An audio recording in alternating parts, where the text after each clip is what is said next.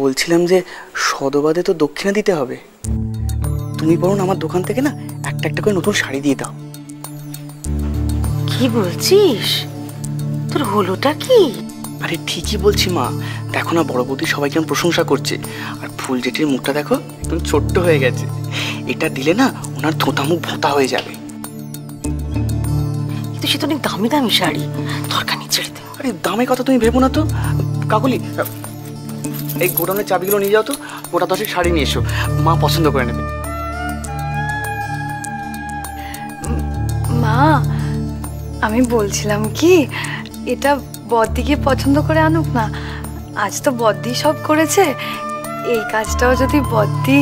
হ্যাঁ সেই ভালো। বড় বৌদি এই নাও, তুমি আমার গোডাউনটা চেনো তো? এই নাও ধরো।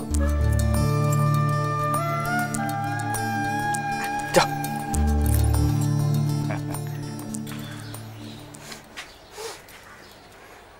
কেমন একটা পোড়া পোড়া গন্ধ। গন্ধটা কি ভেতর থেকে আসছে? হ্যাঁ, তাই তো মনে হচ্ছে।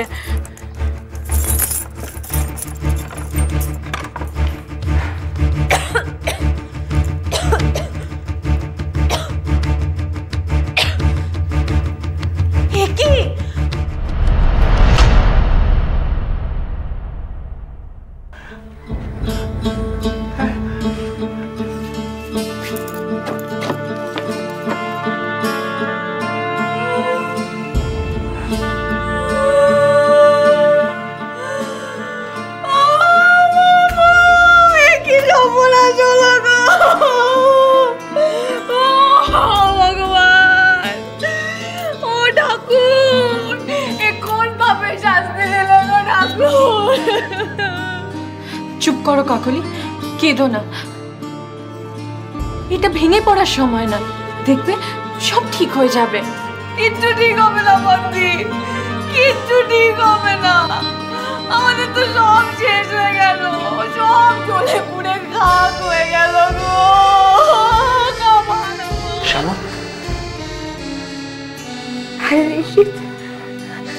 কিছু কি বাঁচেননি?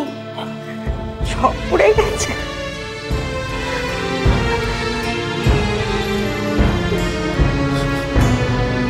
শোনো না, চলো বাড়ি চলো। এইখানে থাকলে তো আর জিনিসগুলোকে ফেরত পাওয়া যাবে না, দেখলে বরং আরো কষ্ট হবে। আমার কথা শোনো, চলো বাড়ি চলো। এসো।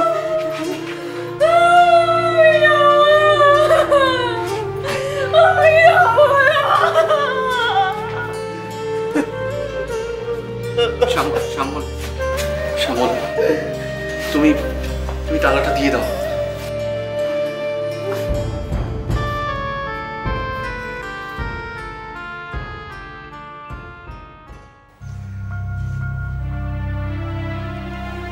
গন্ধটা কেমন একটা লাগছে। কিসের গন্ধ এটা? এ আমাদের কি সর্বনাশ হলো মা।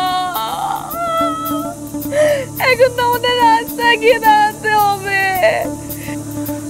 কিন্তু আগুনটা লাগলো কোথা থেকে? এতগুলো শাড়ি পুড়ে ছাই হয়ে গেল, আর আমরা কেউ টের পেলাম না। আশ্চর্য। এ আমার কপালের আগুন বদ্দি। না না কাকলি, তা বললে চলে না। আগুনটা কোথা থেকে লাগলো সেটা জানা দরকার। জেনে কি হবে গো বদ্দি? আমার অতগুলো শাড়ি কি আর ফিরে আসবে বলো? সে আসবে না জানি, কিন্তু সাবধান তো হতে পারবো, যাতে এরকম আর না ঘটে। ভাগ্যিস যখন আগুন লেগেছিল তোমরা কেউ ওখানে ছিলে না। ব্যাপারটা কেমন অদ্ভুত লাগছে না? এতগুলো শাড়ি পুড়লো, অথচ আমরা কেউ টের পেলাম না, একটু আগুন ছড়ালো না। আচ্ছা ঠাকুরপো, তোমার দোকানে সবকিছু ইনশিওর? বিমা করানো আছে তো? হ্যাঁ, সেসব তো কখনো দরকার হবে তা আগে তো ভাবিনি। একটা কথা আমি বুঝতেই পারছি না যে আগুনটা লাগলো কিভাবে। কে জানে বদ্দা, হয়তো জানলা দিক কেউ কিছু ছুঁড়ে টুড়ে মেরেছিল। 70-এর তো আর শেষ নেই। না, সেটা সম্ভব না।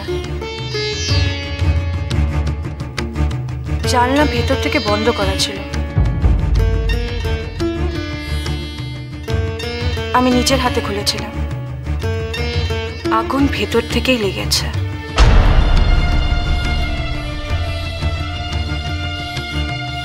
ওই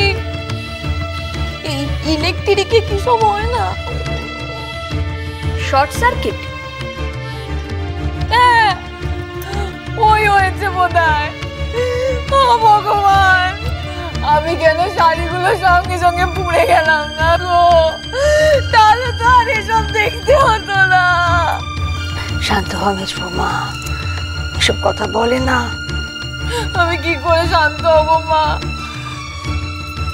ওই সরকারের অর্ডার দিয়েছিল, তার অ্যাডভান্স করে দিয়েছিল 50,000 টাকা। আমি এখন তাদের কি শাড়ি দেবো মা? কাল তো শাড়ি দেওয়ার কথা ছিল, তারা তো আমাদেরকে বাড়িতে এসে জুতো পেটা করে যাবে। ভগবান, কি সর্বনাশ হলো গো! তুমি থামবে? কে রেখো কে মনে কি আমাদের শাড়িগুলো ফিরে আসবে, না আমাদের লাখ টাকা লোকসানটা মিটে যাবে? 1 লাখ টাকা? হ্যাঁ মা, সবই তো ধারে আনা শাড়ি। ভেবেছিলাম এবারে এই বিয়ে সিজনে টাকাটা উসুল হয়ে যাবে। কি চাইলাম আর কি হয়ে গেল। আমার কপালটাই খারাপ জানো মা, কপালটাই খারাপ। কাল যখন তোমাকে সংসার টাকাটা দিলাম না, তখন ঘরে গিয়ে আনন্দে কেঁদে ফেলেছিলাম জানো। ভাবলাম যে তোমার যোগ্য ছেলে বর্ধার যোগ্য ভাই হয়ে উঠবো। ভাবলাম যে বর্ধার মতো তোমার ভরসা হব। তুই তো এখনো আমার ভরসা রে। দেখ বাবা, একটা বিপদ ঘটেছে বলে কি সব কিছু শেষ হয়ে গেছে? হ্যাঁ, সংসারে তো এরকম কত কিছু ঘটে বল। তাই বলে ভেঙে পড়লে চলবে? হ্যাঁ, আমাদের তো সবাই মিলে একসঙ্গে লড়াই করতে হবে, তাই না?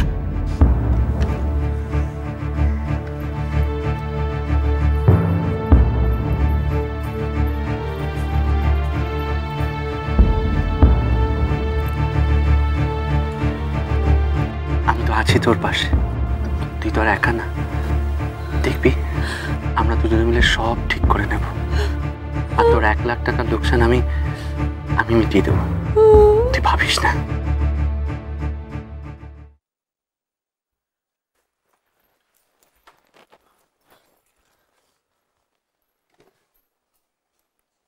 কাল তুই দিলি 10,000, আরো 10,000 20,000 আছে, রেখে দে। ধর। না মা, আমি নিতে পারবো না। জীবনে প্রথমবার নিজের হাতে তোমায় টাকা দিয়েছি, এই টাকা আমি কিছুতেই ফেরত দিতে পারবো না।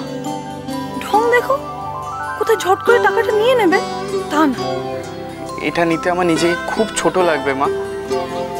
তুই তো ছোটই আছিস আমার কাছে এখনো। মার কাছে ছেলেমেয়েরা কখনো বড় হয় রে?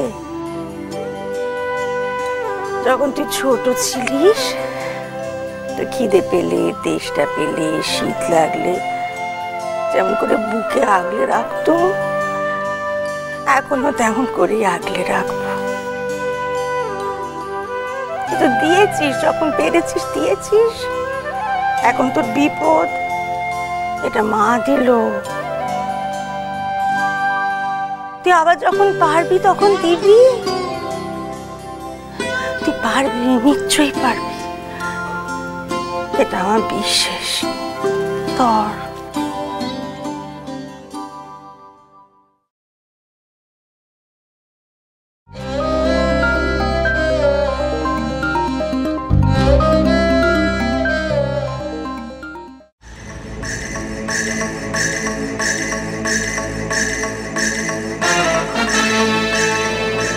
ঠিক যা ভেবেছিলাম, কেরোসিন তেল।